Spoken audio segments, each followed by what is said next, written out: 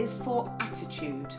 Now, I know that nearly all health professionals out there have a positive attitude to delivering healthcare to everyone, but it's not just about having a positive, kind, caring attitude. It's about getting the same health outcomes. And if you're not getting the same health outcomes, then it's about what's your attitude to overcoming those barriers to get those health outcomes. I'm going to go straight to Gavin on this one, because this one I think it's really key. I know you mentioned it earlier about the killing with kindness. Killing with kindness, it's a big thing.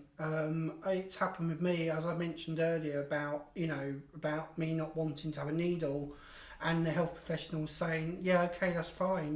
When I actually did understand and realise that how that can actually save my life, having a blood test, I did feel a bit like, well, why were these professionals, saying, it's okay? Didn't they want to help me? Did they want me to die just because they felt it was kinder not to make me have the thing? Test, it's quite sad when you feel that.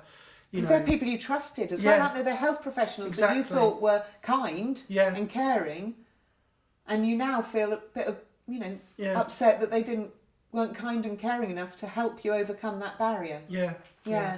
We talk a lot about weights, don't we, with people with learning disabilities as well?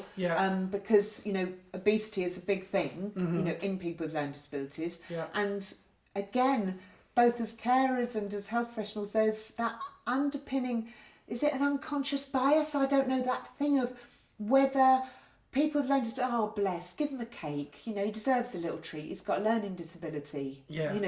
And I get it now. I go to places and sometimes they say, "Oh, well done, have a biscuit." And you're battling your weight, aren't you? I'm because of especially after last year when my DVT was to do with my weight.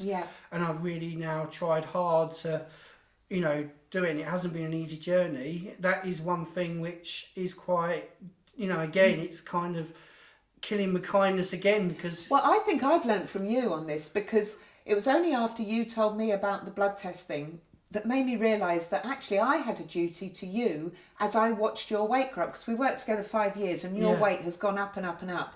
And do you remember, it was about 18 months ago, I suddenly thought, I can't just keep saying, oh gosh, you're doing all right, Gavin, when I can see that you're getting bigger and bigger. And do you remember that I actually sort of had to sit and have that hard conversation with you, and I've got it here, where I got out the BMI chart, didn't I? And was sort of saying to you, no, Gavin, because you were saying, no, I am losing weight. And I was having to say, no, Gavin, look, this is your height, and this is your weight, and you aren't even in the red zone. You are now off the red zone. And the red zone is somebody who's morbidly obese, and the word morbid means dying. And do you remember that was your incentive to actually sort of then go, right, okay, because you were just blindly ignoring your weight gain, weren't you? So, and and I, as your colleague, was quietly not saying to you, Gavin, you really need to start looking at the scales, mate.